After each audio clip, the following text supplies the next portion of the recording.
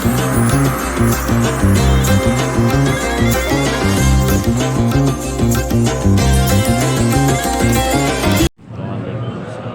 warahmatullahi wabarakatuh. Alhamdulillahirrahmanirrahim. Wassalatu wassalamu ala asyrafil anbiya'i wal mursalin wa ala alihi wa sahbihi ajma'in, amma ba'd. Seperti biasa kita akan mendiskusikan pertanyaan-pertanyaan yang sering ditanyakan tentang masyarakat. Pada pertemuan sebelum ini kita membicarakan tentang cara mendapatkan pekerjaan. Sudah kita bahas, hari ini kita tinggalkan dulu masalah pekerjaan, karena sebenarnya dalam masalah pekerjaan itu banyak pertanyaan lain. Di antaranya ada yang bertanya, bolehkah ibadah di saat pekerjaan itu ada? Kerjaan lagi banyak-banyaknya, dia berzikir di saat bekerja, juga jadi polemik. Pertanyaan lainnya adalah, bolehkah bekerja dengan orang yang modal usahanya adalah modal usaha yang haram? Pertanyaan lainnya adalah, bolehkah kita menggunakan fasilitas kerja, fasilitas kantor untuk urusan pribadi? Ini tiga pertanyaan lain yang sering ditanyakan seputar pekerjaan.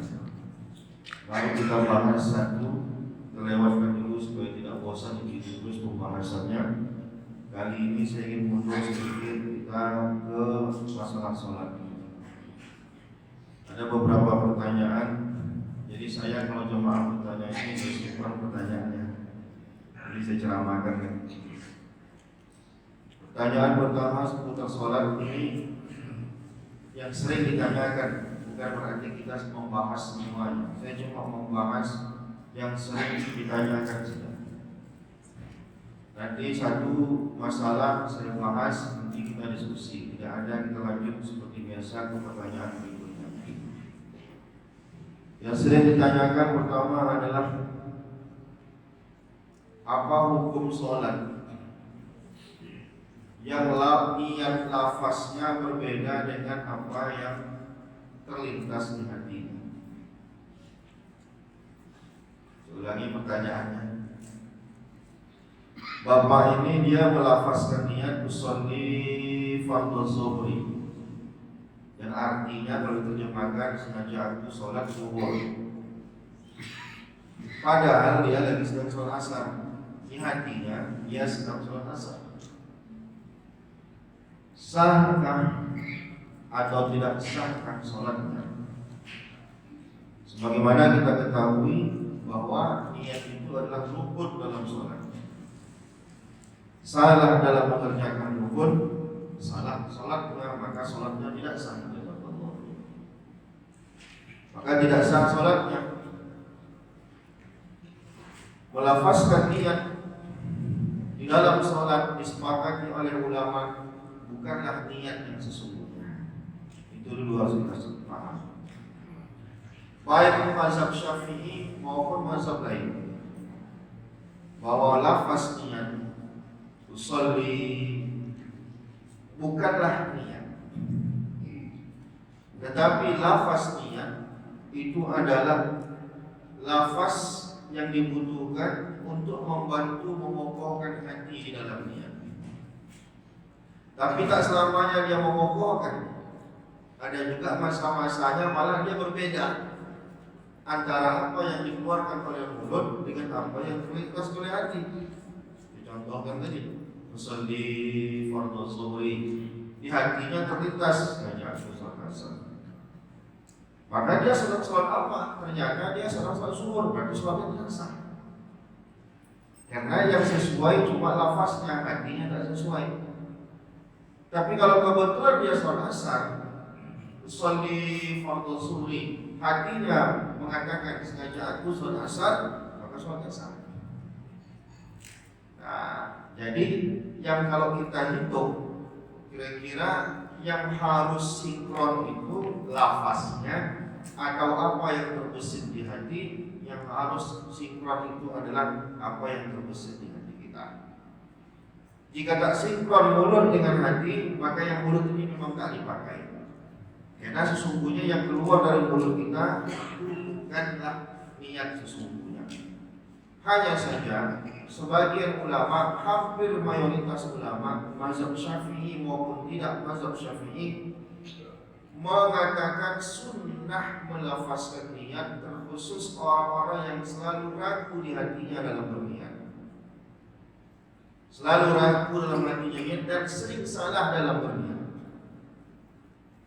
Karena kesibukannya kadang dia asar maghrib asar, habiskan asar pun 3 rakaat.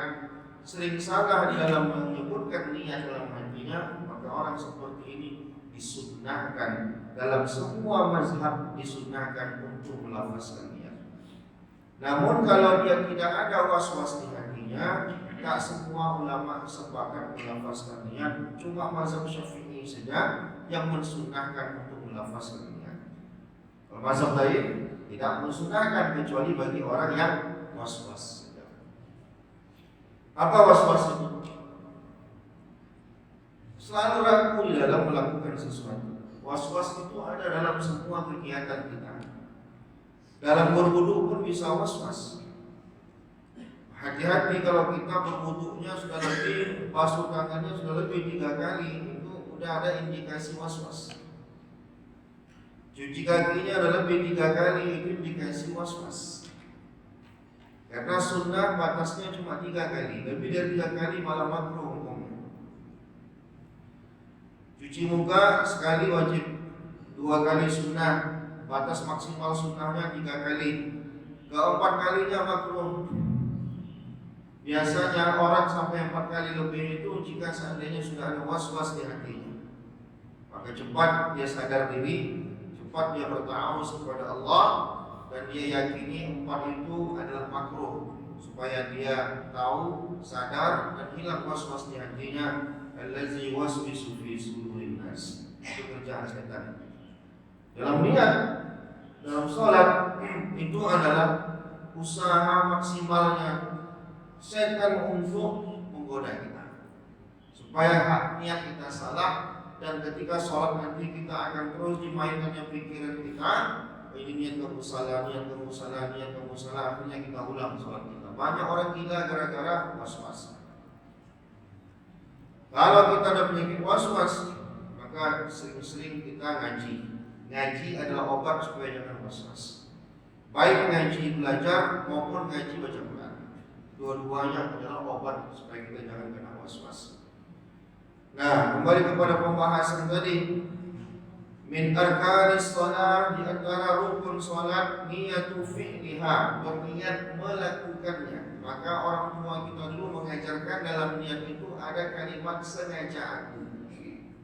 Usolli itu sengaja aku melaksanakan salat, ada kesengajaan, unsur kesengajaan dalam melakukannya. Bil qalbi fi'luha bil qalbi.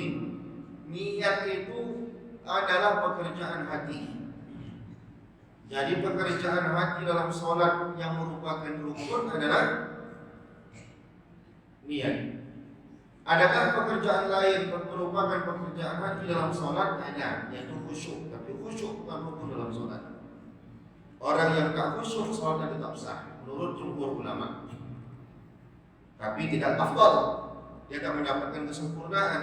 Tapi kalau niat, pekerjaan hati yang merupakan rukun, fala yakfi nutqa biha ma'a ghaflatil qalbi, maka tidak cukup niat itu diucapkan tapi hati lalai. Nah, begitu kata ulama.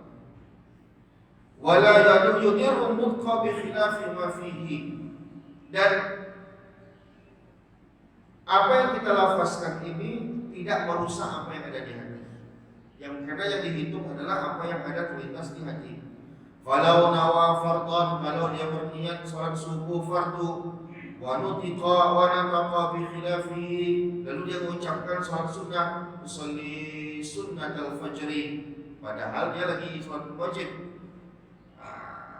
Bi khilkaan wa surah wa nataqa bil asli, sama seperti orang berniat salat zuhur tapi melafazkan salat asar. Dia mau sholat zuhur nih, Allah sholli fardal asri, padahal dia mau sholat zuhur.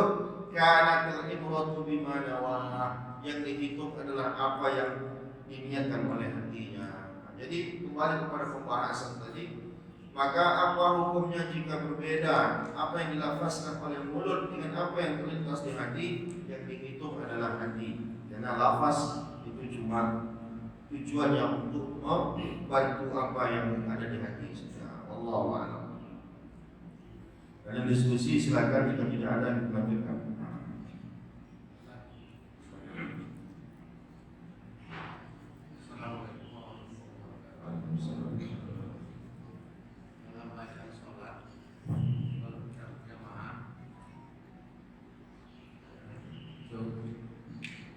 Dalam bacaan sholat itu kalau tidak berjamaah, pokoknya imam itu mungkin bacanya agak lambat. Dia baca subhana rabbiyal azim wa bihamdihi itu 3 kali. Atau dia baca 5 kali atau 7 kali, dia lambat. Jadi makmumnya merasa sudah 3 kali, imam belum, ditambahnya lagi 3 kali. Imam belum, tambahnya 3 kali sampai 9 kali. Termasuk Fatihah. Kalau sholat zuhur, imam baca lambat. Kemudian sudah selesai, diulangi lagi Fatihah kali sampai 3 kali. Imam baru setiap gerakan kalau baca itu imam lambat dia baca tambahkan terus. Kira-kira boleh atau tidak? Terima kasih. Ada bacaan sholat yang sunnah diperbanyak, diulang-ulang. Di antaranya adalah bacaan rukuk, bacaan sujud. Selagi imam itu belum bangun daripada rukuknya, mungkin lambat atau mungkin imam itu ngantuk segala macam, maka kita makmum terus membaca subhana rabbil azim wa bihamdihi, subhana rabbil a'la wa bihamdihi. Karena bacaan itu adalah bacaan sunnah yang merupakan zikir yang boleh diperbanyak selama imam belum bangun. Tapi kalau imam sudah bangun, dah stop, kita pun bangun. Kalau imamnya cepat, minimal kita baca 1 kali subhana rabbil azim wa bihamdihi. Imamnya kilat betul sholatnya, ya udah kita bacanya sekali saja. Tak sempat baca tak apa-apa, karena dia sunnah, bukan rukun dalam sholat, bukan wajib dalam sholat. Tapi kalau dibaca minimal sekali bagus, 3 kali, lebih dari 3 kali pun lebih bagus. Berbeda dengan surah Al-Fatihah, tidak dianjurkan untuk diulang. Maka apa yang dilakukan oleh makmum pada sholat, mungkin rakaat ketiga imamnya lama membaca, maka tidak Al-Fatihah yang diulang, kita boleh membaca ayat. Karena pada rakaat ketiga, pada rakaat keempat pun dalam sebuah hadis disebutkan Nabi juga membaca ayat. Nah, maka kalau seandainya terlalu lama imamnya ini baca Al-Fatihahnya dan kita terlalu lama menunggunya, khawatir nanti melayang-layang pikiran kita kemana-mana, bukan Al-Fatihah yang diulang, tetapi kita menambah dengan ayat-ayat yang lain. Bolehkah kita mengulang Al-Fatihah? Mengulang Al-Fatihah menurut sebagian ulama diulang kalau ada kita tidak mengerti atau tidak hafal sama sekali ayat yang lain. Ada orang sholat nih, maghrib asar, Allahu Akbar, waladhdallin, amin. Apa yang dibaca? Maka diulangnya Al-Fatihah lagi. Al-Fatihah pertama rukun, Al-Fatihah kedua itu bukan rukun, tapi adalah ayat yang sunnah untuk dibaca. Tapi sebaiknya pilih ayat yang lain. Khawatir nanti dia jadi imam dibacanya 2 kali Al-Fatihah itu, marah jamaah. Jadi begitu. Jadi Al-Fatihah yang kita baca menunggu imam tidak perlu diulang. Nah, kalaupun mau ditambah, tambah dengan ayat saja. Allahu ahad, Allahu samad, lam yalid wa lam yulad wa lam yakul lahu kufuwan ahad.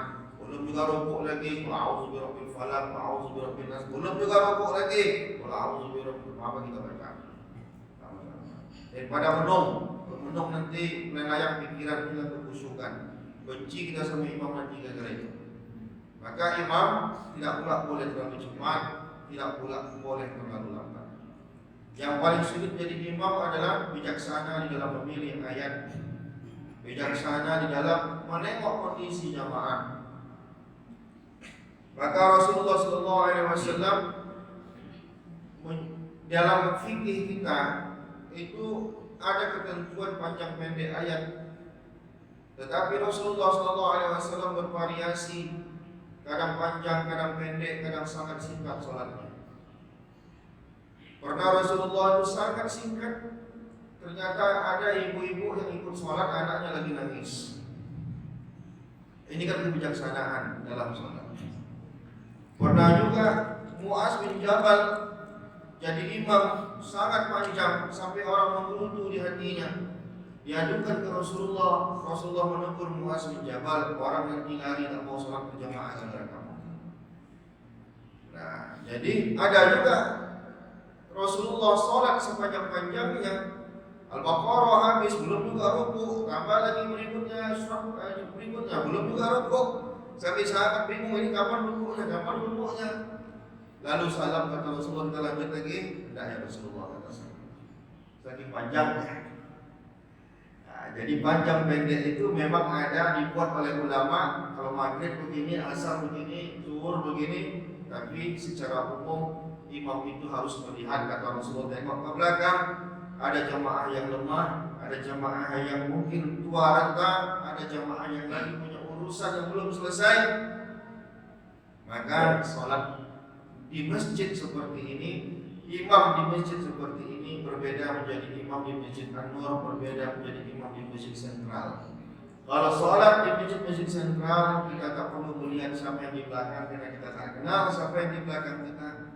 Tapi kalau sholat di masjid kompleks seperti ini, kita tahu siapa yang baru keluar dari rumah sakit, siapa yang asam uratnya lagi naik segala macam. Kita tengok bapak itu berdiri aja susah, jangan dibacakan Yasin 1 rakaat, nanti tak bangun jalan.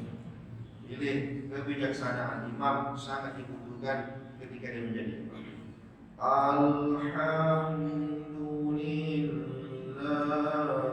Orang lagi beralih, janganlah kencangkan dikit bacaan itu. Nah, itu kebijaksanaan jadi imam. Ini bukan mendahulukan urusan manusia daripada urusan kepada Allah, tapi Allah menuntut kita untuk bijaksana. Nah, begitu ya. Allah. Jadi kadang begitu juga kita lagi khutbah, kita pandai 1 jam khutbah Jumat kita. Orang mau gerutu semuanya, kan orang mau masuk kantor belum makan. Nah, jam istirahat sudah mau habis, kita pandai khutbah Jumat 1 jam. Nampaknya menurut kita itu baik, padahal itu tak baik. Nama kita khutbah Jumat di dekat kantor, di kawasan kantor, tentu kita khutbah Jumatnya 10 menit, 15 menit sudah cukup. Tapi kalau kita soal khutbah Jumat di daerah-daerah orang pensiun semua udah, mana kita ada 1 jam. Ngapain lagi bapak-bapak pensiun semua udah, tak lagi kerjaan. Nah, begitu itu kebijaksanaan. Nah, itu ya Allah. Ada lagi yang ingin diskusi?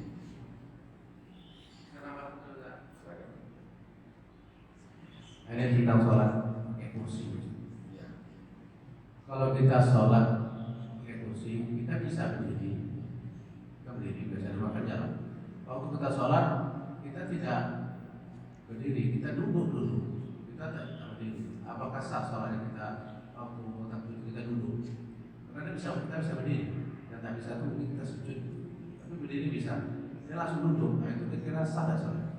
Mengambil keringanan dalam gerakan sholat itu ada urutannya. Urutan pertama berdiri, urutan kedua duduk pun ada caranya. Cara pertama duduk itu adalah duduk seperti duduk iftirash.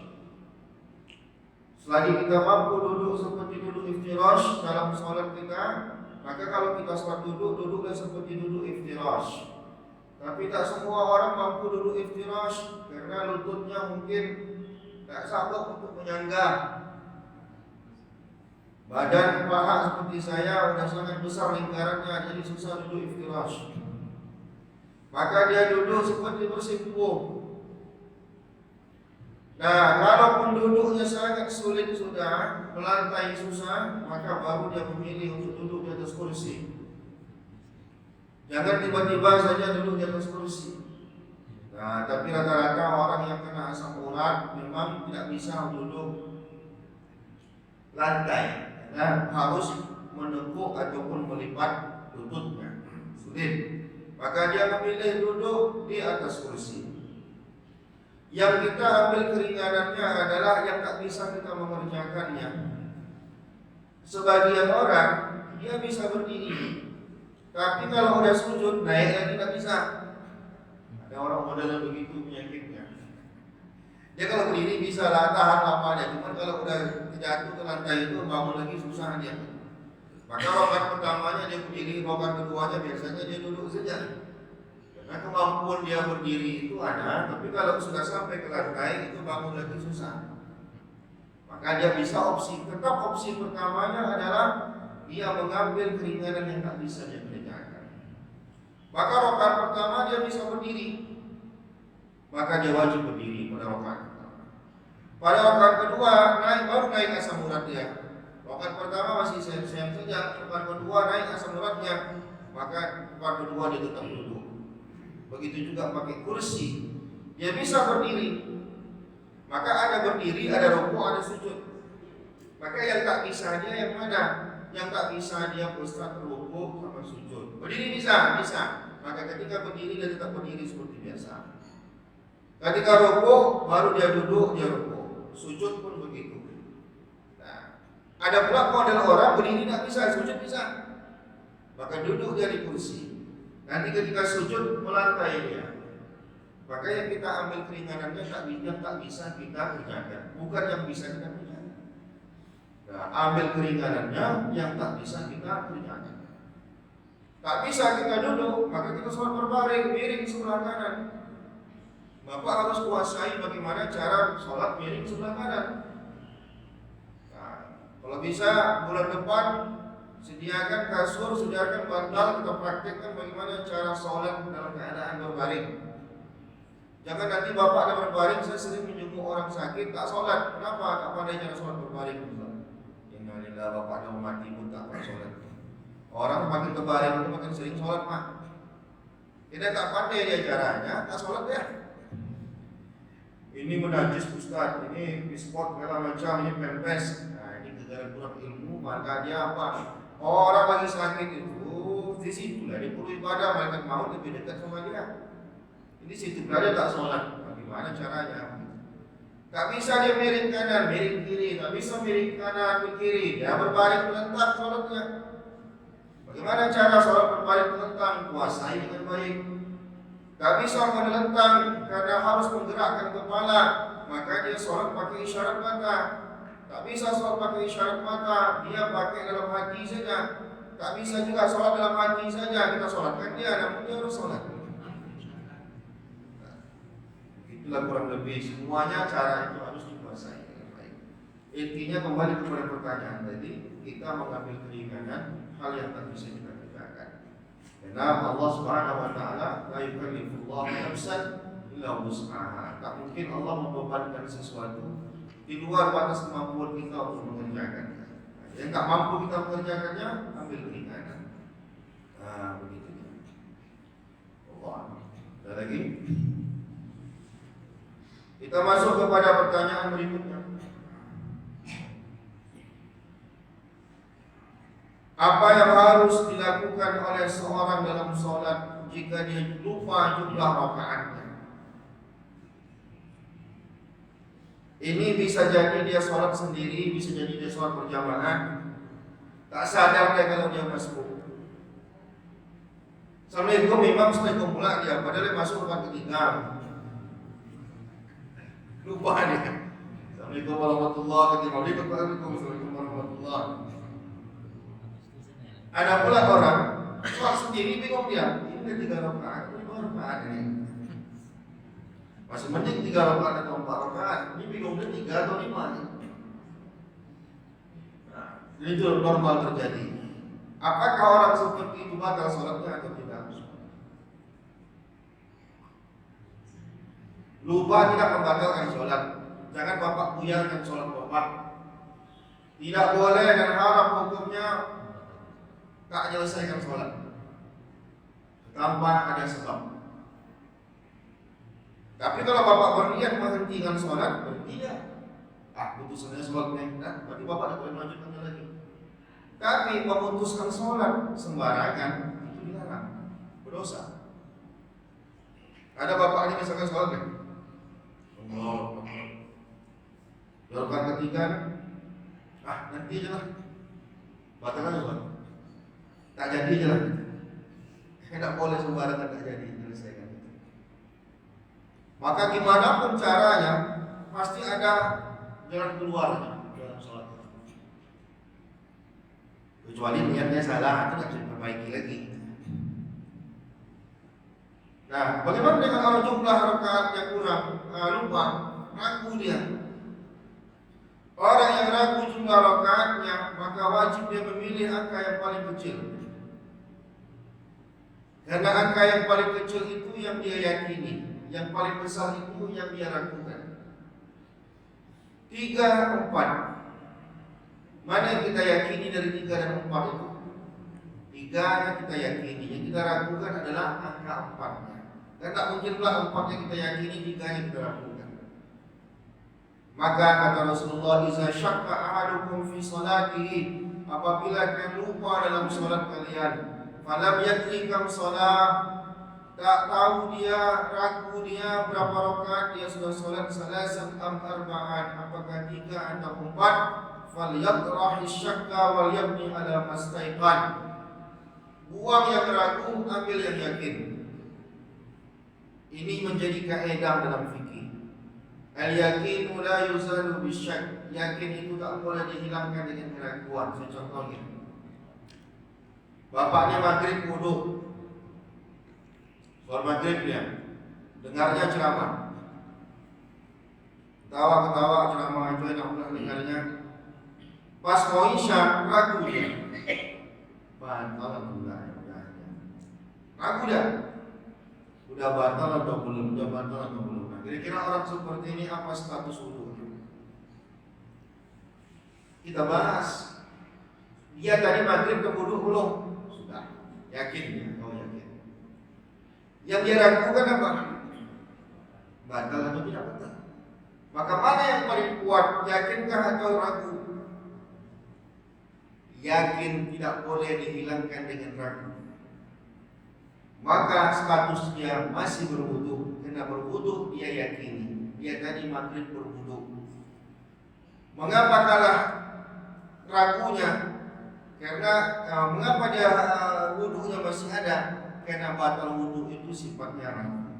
Yakin 100%, ragu 50-50. Yang 100% tidak boleh mengarahkan yang 50-50.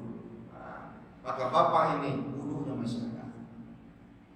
Kalau wudu juga dia kan tidak apa-apa. Ini kan kalau lagi malas bapak wudu lagi. Kadang jemaahnya itu mau buang air besar pun ditahannya daripada wudu lagi. Padahal makruh sholat kan. Menahan buang air, menahan kentut, menahan pipis, lagi sholat itu hukumnya makruh. Orang kita ini demi berwudu lagi barulah ditahan sampai selesai imam itu. Akhirnya sholatnya tidak ada khusyuk sedikit pun. Panjang imam itu bacaannya sedikit untuk hati. Lama betul orang dapat kentut ini. Nah, kembali kepada pembahasan tadi. Maka 3 atau 4 dia wajib memilih yang 3. Nah, kata Rasulullah, "Summal yasjud sajadataini qabla an yusallim." Maka orang yang seperti ini dia harus sujud sahwi 2 kali. Harus sujud 2 kali sujud sebelum dia salam. Kenapa? Karena dia lupa. Tak menambah pekerjaan salat, mengurangi pekerjaan salat, ragu dalam salat, sujud sahwi.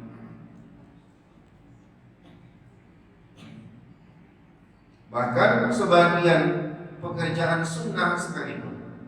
Seperti apa? Lupa tahiyat awal.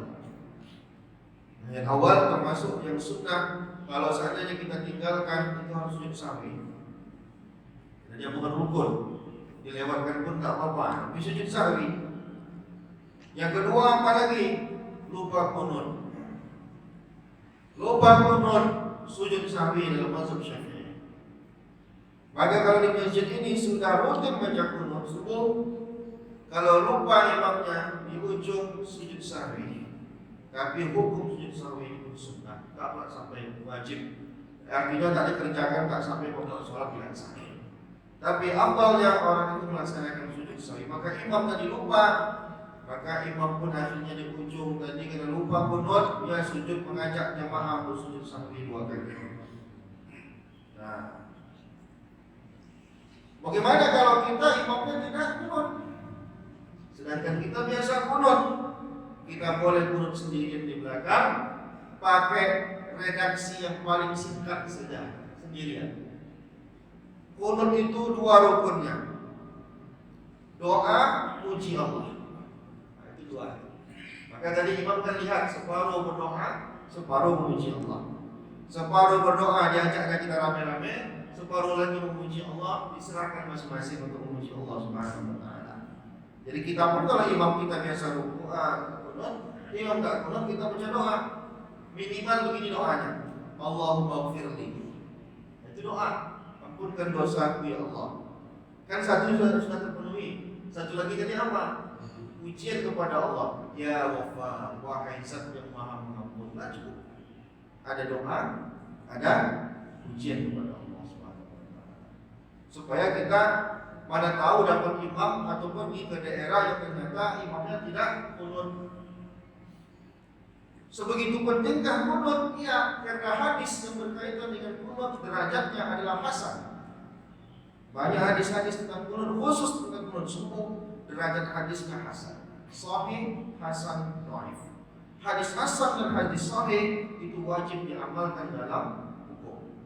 Dijadikan dalil hukum. Dhaif tidak boleh, cuma boleh untuk penyemangat saja. Tapi kalau hasan dan sahih itu dijadikan dalil boleh hukum. Oleh karena itu dalam mazhab Syafi'i itu tidak ditinggalkan, karena Imam Syafi'i meriwayatkan sebuah hadis Nabi SAW tidak pernah meninggalkan subuh sekalipun kunut sekalipun dalam semua hidupnya. Nah, begitu ya. Ini melebar sedikit pembahasan kita. Nah, bagaimana kalau seandainya kita sholat di samping orang, lupa dia rakaatnya, tiba-tiba dia masbuknya seperti saya ceritakan tadi, imam salam dia ikut pula salam, padahal dia masih 2 rakaat. Maka orang sebelah tadi boleh memberitahu, bang, abang baru 2 rakaat. Maka dia naik lagi, Allahu Akbar, tapi di ujung tetap dia sujud sahwi. Imam lupa, ditegur sama makmumnya, Subhanallah. Tak semua imam sadar akan kesalahannya. Rupanya imam ini isya dibantainya 3 rakaat, bantainya dulu dia tahiyat akhir. Di Subhanallah kan sama makmum. Tak boleh makmum yang bilang 3 rakaat, tak boleh. Atau salat kamu. Maka sudah diingatkan, tak tahu juga dia apa kesalahannya, ikut. Nanti sudah selesai, ada yang membisikkan, walaupun berbicara sedikit aja di masalah. Masih 3 rakaat memang. Ibu-ibu jangan heboh di belakang. Nah, ini masalahnya ibu-ibu tak tahan mulut. Wow, batal jadinya sholat. Santai dulu, tunggu kode. Tunggu kode. Nah, nanti imam karena dia ditegur, dia sadar dia salahnya, bangun dia lagi. Allah, semuanya ikut menambah 1 rakaat ini pulang tadi. Di ujung sujud sahwi. Karena imam juga manusia. Imam manusia, rupanya wajar, dia juga manusia. Tapi imam juga harus bijaksana. Pernah saya diadukan ada imam di suatu masjid, saya sebut masjidnya, sujud tilawah dia. Sujud kan ibu udah tahu semua. Ini dia baca surat yang ada tilawahnya, surat Al-Alaq. Di ujung kan wasjud waqtarib. Wasjud waqtarib itu disunahkan kita untuk sujud.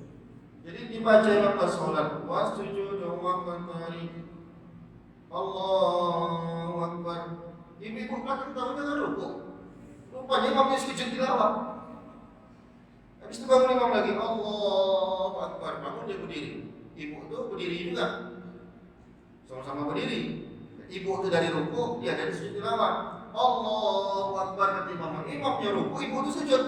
Udahlah kacau jadi. Maaf ibu. Itu siapa yang salah? Itu imam juga salah. Dia tak memberitahu dari awal. Dia tak biasa melakukannya.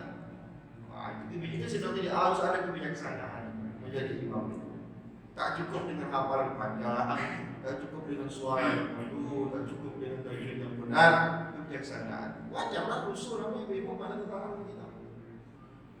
Nah, saya bilang tidak begitu. Jamaah ini saya bilang, kalau yang cara dilakukannya kasih tahu dulu. Nah, witir kita di tarawih itu kita biasanya misalkan berapa rakaat, witirnya 3 sekaligus, 1 2 1 itu dikasih tahu. Yang orang yang kadang berbeda, ada kemungkinan berbeda cara melakukannya itu diberitahu supaya imam makmum jangan berbeda. Nah, kebijaksanaan. Baik, ada diskusi masalah itu. Kalau tidak ada kita lanjutkan lagi.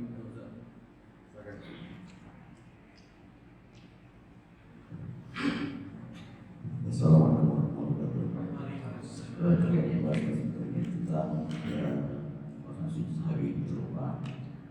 Ini ada kejadian, itu cerita atau kejadian imam katakanlah mungkin lupa atau kurang tidak ada di situ.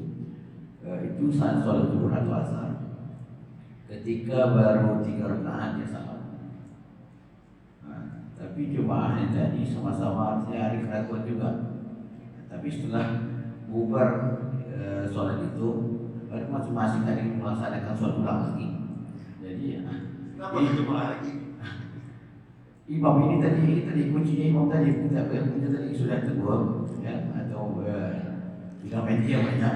Jadi masing-masing ya cuma Ustaz tadi ada ngomel dan segala macamnya. Nah, itu satu ini. Jadi bagaimana? Yang kedua, kita pribadi setelah sampai di rumah tadi atau keluar ingat ini saya ini 3 atau 4 tadi. Nah, jadi bagaimana hal seperti itu? Yang boleh dia lanjutkan 1 rakaat tadi jika belum dianggap lama. Artinya Assalamualaikum warahmatullahi baru mulai zikir ya Astagfirullahaladzim 3 kali, Astagfirullahaladzim, itu dianggap masih baru sekali, baru boleh dia untuk melakukan 1 rakaat. Naik ya Allah. Tapi kalau udah ngobrol dia tidak ada lagi. Udah panjang dia dianggap sudah lama. Zikirnya pun sudah selesai, udah dianggap lama. Jadi berapa lama anggapan itu tidak diatur. Asalkan kita merasa ini masih sangat baru, lanjutkan lagi. Tapi kalau rasanya udah panjang ceritanya, zikirnya udah selesai, udah berdoa pula, apalagi sudah sampai berbulan-bulan, maka seperti ini berarti tak bisa lagi tambah 1 rakaat lagi, harus dari awal. Nah, jadi tadi ceritanya imam tadi itu nggak boleh ngomel, ini ibadah ngomel. Apalagi ini imam menyelamatkan akhirat kita kok diomelin. Gimana ya akal sehat kita? Jangan diomelin lah. Orang dia manusia, ibu, bapak yang tak biasa jadi imam, suka jadi imam nanti. Meletes kan bapak jadi imam nanti. Syukur orang yang mau jadi imam itu kok diomelin. Nah, jadi kalau sama-sama udah misalkan atau udah selesai doa baru mereka sepakat imam kayaknya kita jadi sholat 3 rakaat aja isya kita ini. Iya semua sepakat, tapi udah lama kejadiannya gitu. Ya udah sholat ulang, apa ini repot, sholat ulang lagi. Ya udah kita sholat ulang lagi, juga komat lagi komat. Nah saya kan biasa saja kan. Tapi pulang bapaknya berutu di rumah sama bininya digibahin apa imam itu. Kawan kita. Jangan. Hati-hati. Apalagi kalau gorim. Gorim itu saya bukan memuji gorim, kan. Gorim itu menyelamatkan akhirat kita. Apa hukum bagi masyarakat kalau tidak ada yang membersihkan masjid ini? Siapa yang berdosa? Ini fardu kifayah masjid ini bersih. Terbuka pintu masjid ini 5 waktu, hukumnya fardu kifayah. Apa itu fardu kifayah? Kalau tak terbuka, sekampung berdosa. tak ada yang azan, fardu kifayah itu. Semua akan menanggung dosa. Tak ada yang jadi imam sholat, itu juga fardu kifayah itu. Semua menanggung dosa. Digaji iqorib itu 2 juta. Silap sedikit direpeti macam karyawan. Itu kita tidak ada otak namanya. Mereka menyelamatkan akhirat kita. Mereka menyelamatkan akhirat kita dengan azan itu. Diwakilkannya kita. Kalau tidak sekampung kita dosa. Hargai mereka. Silap-silap mereka dikit, mereka manusia. Mungkin orang lagi banyak pikirannya, mau banyak kuliah, mungkin duit belum ada. Biasa di sini kan nggak tahu saya boleh siapa ya. Mungkin banyak pikirannya, namanya manusia. Tak selamanya dia dalam keadaan pikirnya waras. Tapi karena bebannya ini adalah tanggung jawab, dipakainya azan juga. Haylah sholat aja 5 kali. Pikirnya lebih banyak kan pikirannya. Jadi kita maklumi, lah. Imam dimaklumi. Kadang kalau yang dari imam di masjid ini apa? Kadang ada yang mati pun mama ayah kita mati dia juga yang doakan. Tidak kita hargai. Cuma kalau menjadi imam dia, itu adalah amanah yang sangat besar. Menjadi imam dia harus menjaga harga dirinya, bukan dirinya, tapi keimaman itu harus dijaga. Kalau dia diangkat jadi imam, jangan lagi jogging di jalan pendek. Ini dia diangkat jadi imam, nyapu di depan rumah celana pendek tapi pakai baju. Berhenti kan jadi imam mau begitu, tidak layak jadi imam. Jadi imam dalam masjid, jadi imam di luar masjid. Kalau orang kampung dulu imam itu tempat bertanya, tempat curhat, tempat menanyakan sesuatu jalan keluar segala macam. Nah, hidupkan lagi model-model seperti itu. Nah, kalau udah begitu model imamnya dihargai, silap-silapnya baca sholat. Kecuali imamnya apa? Sedikit bacanya salah, sedikit bacaannya salah. Mungkin mudah ditarik Allah memorinya. Mungkin perlu regenerasi. Itulah yang cerita dengan imam ini dari setahun ini Pak Imam belum pernah tak salah lagi. Pasti ada salah terus ayat dari Imam. Tapi ada sabar juga sebenarnya. Cuma nggak bisa. Jadi kita mungkin anak muda juga kita gantikan. Ya imam harus lapang dada dia. Oh ya ada apa-apa saya menjadi imam dari Allah. Saya pernah ke Meranti berdakwah ke pedalaman Meranti itu. Suku-suku pedalaman itu disingkat saya panjang. Jadi apa kata jemaah itu? Pak Imam ini yang imam di sini itu bapak imam. Bapak atau Pak Imam, tidak ada yang boleh mengganti jadi imam di sini. Apa cerita saya bilang? Ya dia orang lama di sini. Datang pun Polri hafal 30 juz tidak boleh jadi imam di sini. Tetap harus dia jadi imam. Nah, begitulah. Diktator dan dia tidak boleh digantikan jadi imam. Allahu a'lam. Saya kayak tadi ada yang kurang dasarnya kan. Jadi imam kita ini sudah selesai salat berdoa selesai. Kemudian dia cuek, artinya bagaimana statusnya? Status sholat tadi ada yang anggap udahlah kan imam ya apa? Ya terjawab dari kekurangan tadi itu. Atau sekarang maksudnya nggak di maksudnya imam ini cuek aja dia. Artinya cuek aja dia harus selesai itu. Mana ceritanya? Kalau kayak ngomong aja dia pulang. Jadi maksudnya yang saya tanyakan ini status sholat itu artinya nggak bisa Pak. Status sholat itu apakah kita ulangi lagi? Ada yang menganggap cuek ini nggak sama udahlah. Apa saya ulang lagi ini bisa imam aja berbuat lagi. Imam tak boleh. Pertama imamnya tak boleh cuek. Kan menjadi imam kok cuek pula. Apa-apa akhirnya ketika ada parokaan dan tidak harus sepakat baru 3 rakaat cuma dia sendiri melakukan parokaan. Nggak bisa. Dia harus berlapang dada jadi imam namanya pula. Imam pun harus berlapang dada. Ibu-ibu menepuk parahnya berarti kan ada yang salah dalam sholat kita. Itu guru orang subhanallah jangan pernah emosi habis sholat tinju orang subhanallah. Kalau subhanallah apa yang salah? Kadang bisa juga makmum mengingatkan, yang diingatkan itu dia yang salah bukan imam yang salah. Imam itu betul bacaannya, dia yang salah. Jadi imam masuk lapang dada, lalu gimana lagi?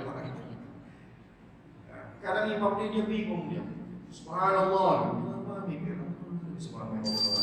Kenapa manusia? Mau gimana Pak? Nah, assalamualaikum. Imam, itu baru 3 rakaat. Baru 3 rakaat. Kenapa rakaat? Tidak ada awal kita. Jangan bertengkar gara-gara itu. Nah, makmum yang meyakini masih 3 rakaat ini sholat ulang. Karena dia meyakini kalau dia sholatnya baru 3 rakaat, sholatnya belum sah. Pak Imam yang mana? Karena dia meyakini sholatnya udah 4 rakaat, sholatnya sah. Tapi seharusnya imamnya tak boleh begitu. Karena dia memimpin masyarakat, memimpin umat, dia harus dengarkan. Orang semua orang sepakat kok, kecuali satu orang. Berarti satu orang ini mungkin lebih banyak pikirannya. Makmum satu orang aja bilang, kita ini baru 3 rakaat. Yang lain semua bilang 4 rakaat. Ngapain dia dengarkan dia? Nanti kalau coba ulang sholat boleh ditambah lagi. Suruh dia yang ulang sholatnya sendiri. Jadi kalau imamnya udah cuek begitu, mau tak mau makmum mengulang sholat. Nah, kalau perlu berjamaah lagi, cari imam lain. Imam, kalau imam udah yakin dia 4 rakaat, boleh nggak dia ulang sholat lagi untuk boleh saja. Untuk menemani orang ini supaya orangnya ada imam lagi itu sholat. Karena yang lain tadi merasa sholatnya belum sah. Dia udah sah. Dia merasa sholatnya udah sah. Tapi karena dia ingin supaya orangnya ada imam lagi berjamaah, dia sholat lagi jadi masalah. Tapi kalau dia tak mau juga, ya tidaklah. Jadi kalau imam ini kadang gimana? Secontohkan lain misalkan imamnya tiba-tiba pingsan dia, lupa dari situ. Kadang atau imamnya tiba-tiba mau ngangin dia, diperlaku dia keluar kontak orang, dia harus jujur dia. Jangan pula nanti kalau ketawain orang pulang. Jangan, ini kan sholat ini. Ngapain ketawain orang tak dipikirkan? Cuman imam dalam masalah ini kan harus bijaksana. Apakah imam harus otomatis keluar dari barisan atau tidak?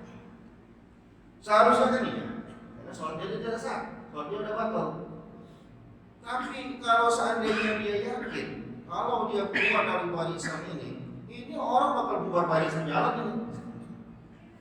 Kenapa? Karena jemaah dia tengok belakang ini bapak yang baru pensiun, baru ke masjid, yang tak ngerti apa-apa, baru kemarin ke masjid, belum pernah ikut pengajian ini. Ini kalau aku keluar ke orang ini. Nah, kalau begitu dia tahan diri, tetap sholat dia tidak sah, sholat jemaah sah. Cuman kalau tahu dia di belakang ini bapaknya biasa imam ini, ya udah keluar dia dari barisan itu, dia yakin kan akan ada yang menggantikan dia jadi imam. Kan tak semua orang berani begitu. Maka jangan anak-anak yang belum ngerti apa-apa, yang masih belum ngerti apa-apa lagi dia letakkan di belakang imam. Jangan, di belakang imam itu posisikan orang yang ngerti sholat. Kalau di Malaysia itu sejadah di belakang imam ini dikasih sejadah khusus supaya jangan sembarang orang boleh berdiri di situ. Yang berdiri di situ adalah yang ngerti sholat. Yang tiba-tiba pingsan imam atau kentut imam itu. Nah, jadi yang belakang tadi itu udah ngerti bagaimana cara menggantikannya. Itu harus. Saya dulu di masjid saya sempat itu, sekarang nggak mau lagi orang di belakang imam tuh. Ya sembarang orang tak dari mana datang dia tak ngerti sholat, dia baru aja 1 hari 2 hari di sholat gitu. Berdiri belakang imam saking semangatnya dia. Terkentut imam itu, bubar imam itu dia pun bubar juga. Akhirnya bubar semuanya. Kan tak mungkin loh sapi ketiga itu maju ke depan menjadi imam. Di belakang imam ini.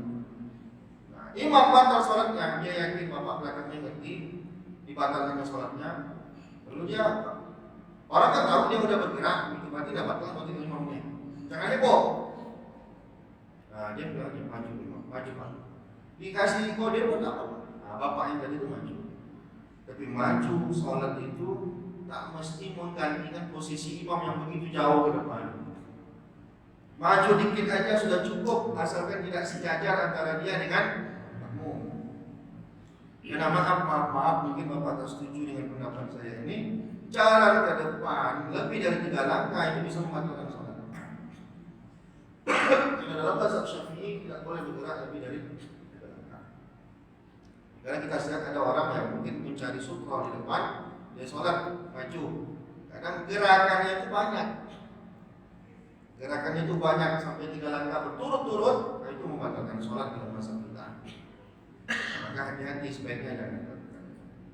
Jadi kalau seandainya makmum tadi, maju jadi kita. Nah, cuman kalau seandainya imam dari pingsan dia, nampaknya perlu bantuan dia, ya perlulah untuk membatalkan sholat nggak 2 orang, 3 orang. Tak perlu semuanya membatalkan sholat. 3 orang tadi yang batalkan sholat, jangan dibiarkan aja. Mampus aku sholat belum selesai lagi.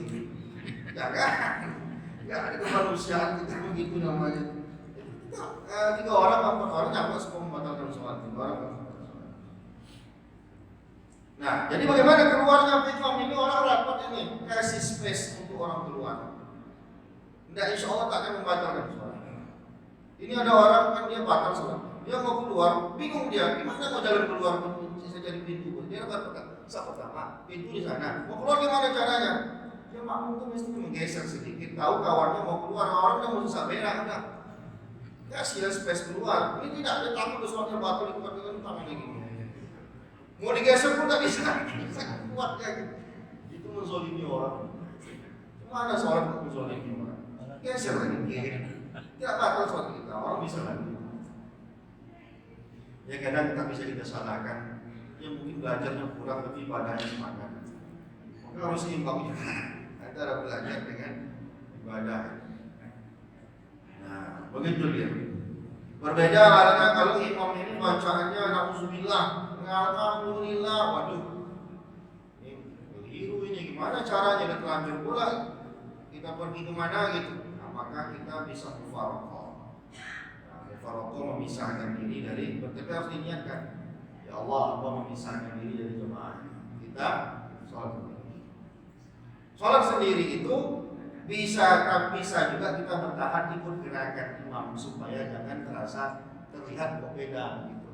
Kita tetap bergerak sendiri tapi ikutin gerakan imam. Nah, tapi kalau gara-gara itu kita terlalu lama bersendiri, kita main sendiri itu boleh juga. Tapi kalau seandainya kita untuk menjaga keharmonisan segala macam, karena kita kalau ada imam itu salah, kita boleh kita tunjukkan langsung kalau kita berbeda dengan dia. Itu mengulang bisa menghancurkan keharmonisan masjid.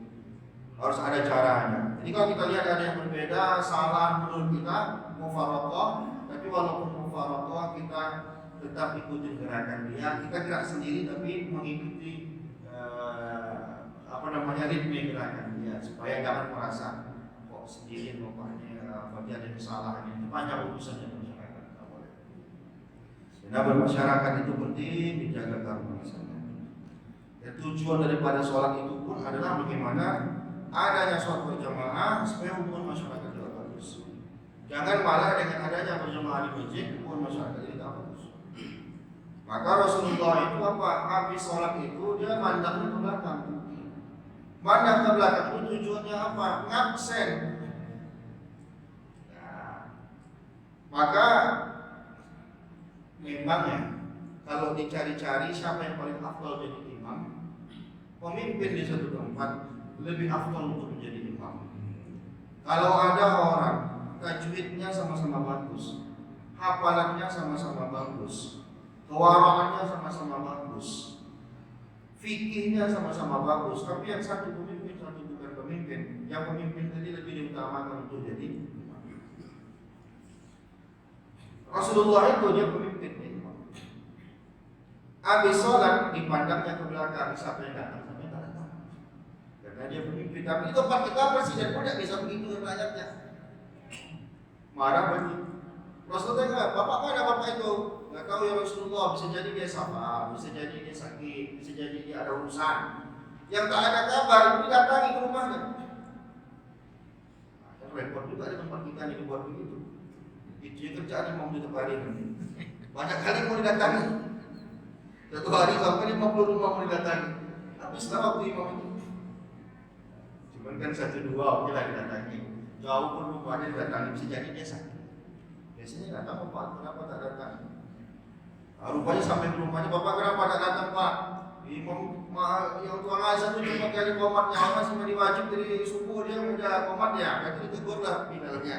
Tahu kalau komat udah cepat-cepat betul, tunggu sedikit waktu. Orang mandi wajib tak sempat gara-gara orang cepat kali komatnya. Kan tahu kita apa masalahnya kan gitu. Ada jemaah ada kalau subuh itu berak dia, tak bisa kan tahan sama dia. Butuh lama waktu juga lagi. Akan solusinya dapat jadi kan. Bapak kenapa? Kan pernah ke masjid subuh Pak. Aku nggak tahu. Alarm bawa azan pun alarm bawa. Kadang jaraknya cuma 7 menit. Ya masih berak lagi, mesti jongkok lagi dia udah macam-macam pun masih. Berarti ada jalan keluar yang dicarikan. Ada diskusi lagi? Silakan.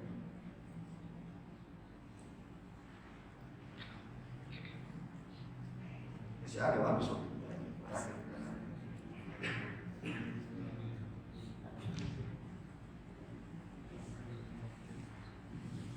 Terima kasih Ustaz.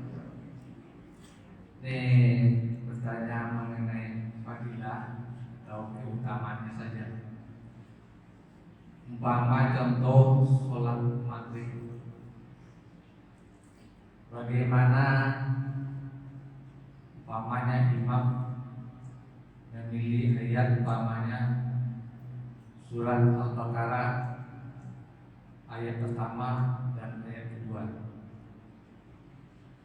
dan bagaimana pula perbandingannya sholat maghrib itu umpamanya di rakaat pertamanya diambil umpamanya surat Al-Baqarah atau surat An-Nisa atau yang panjang lain, kemudian di rakaat yang kedua diambil ayatnya pendek umpamanya itu sama yang biasalah seperti Al-Halim atau semacam itu. Jadi penilaiannya yang saya tanyakan lama seperti itu. Terima kasih. Itu pertanyaan saya. Terima kasih. Assalamualaikum warahmatullahi wabarakatuh. Waalaikumsalam warahmatullahi wabarakatuh. Dalam membaca ayat antara rakaat pertama dan rakaat kedua, pertama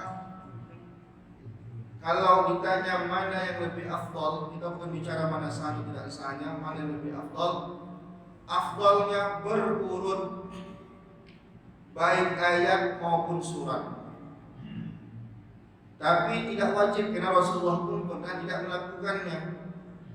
Berurut misalkan rakaat pertama ayat 1 surat Al-Baqarah, ayat kedua ayat kedua. Seperti berurut. Itu afdal. Ada pada afdal lagi. Rakaat pertama dia baca duha, rakaat kedua dia baca alam nasyarah. Karena itu berurut. Ini cerita mana yang paling tinggi keafdalannya. Lebih afdal lagi satu surat itu selesai. Maka kita pilih yang pendek supaya selesai daripada kita pilih ayat yang panjang-panjang yang tak selesai. Misalkan ayat kursi rakaat pertama, rakaat kedua ayat yang lain yang tak selesai. Nah, jadi ini urutan keafdalan, bukan masalah sah atau tidak sah. Yang kedua, kita kan imamnya juga tak semuanya hafal 30 juz. Kita maklumi saja. Dan kadang kita tak mungkin pula itu terus dibaca. Kadang jamaah ini juga bosan. Dia perlu juga ada penyemangat, ada yang lain. Tapi kalau kita bicara yang afdal, bacalah secara berurut dari awal surah Al-Fatihah sampai An-Nas. Baik dalam sholat maupun di luar sholat. Mana yang lebih afdal Bapak tuh hari ini Yasin, besok Al-Waqi'ah, besok Ar-Rahman. Lompat, tidak afdal. Lebih afdal lagi kalau dia baca mulai dari Alif Lam Mim, nanti dia berurut sampai An-Nas. Itu ada rahasia ilahiyah. Mengapa Allah buat dia tersusun? Karena ada rahasia di balik susunannya. Maka lebih afdal kalau dia mengkhatamkan Quran secara berurut. Nah, begitu dia. Jadi ada tingkat-tingkat keafdalan. Tapi imam ini misalkan dia lompat ayatnya, tidak jadi masalah. Insya Allah tetap dapat pahala banyak. Cuma kan kita bicara mana yang paling diutamakan secara fadilah amal, bukan secara sah atau tidak sahnya sholat. Nah, kadang makmum ini kalau Allah ada difitnah, berarti imam itu cuma itu amal dia. Kadang makmum ini kalau dibaca sesuatu pendeknya kurang semangat, imamnya katanya dibaca panjang betul jadi fitnah pula. Ya kadang perlu jaga agak juga oleh imamnya, dipindahkannya ayatnya supaya makmum ini semangatnya. Itu kebijaksanaan daripada tapi lebih afdal misalkan imamnya baca rakaat pertama Alif Lam Mim sampai ayat kelima, rakaat keduanya ayat 6 sampai ke 8 begitu. Itu jauh lebih afdal, lebih utama. Jadi dibaginya 2 sampai 8 itu. Tapi ingat, seni dalam sholat rakaat pertama itu afdalnya lebih panjang daripada rakaat kedua, terutama dalam sholat berjamaah. Mengapa? Karena imam berusaha supaya jangan terlalu banyak makmum yang masbuk. Jadi dipanjangkan dari rakaat pertamanya. Kita mendapatkan rakaat pertama pahalanya lebih besar daripada kita dapat rakaat kedua. Jadi rakaat pertama itu kalau subuh 2,5 halaman, lalu rakaat keduanya sekitar 1,5 halaman, itu kurang lebih. Contohnya. Tapi Rasulullah pernah juga maghrib kuliah yang kafirun rakaat pertama, Allah rakaat kedua. Berarti kan tidak harus. Ini kan bicara mana yang lebih afdal. Allah Assalamualaikum warahmatullahi wabarakatuh.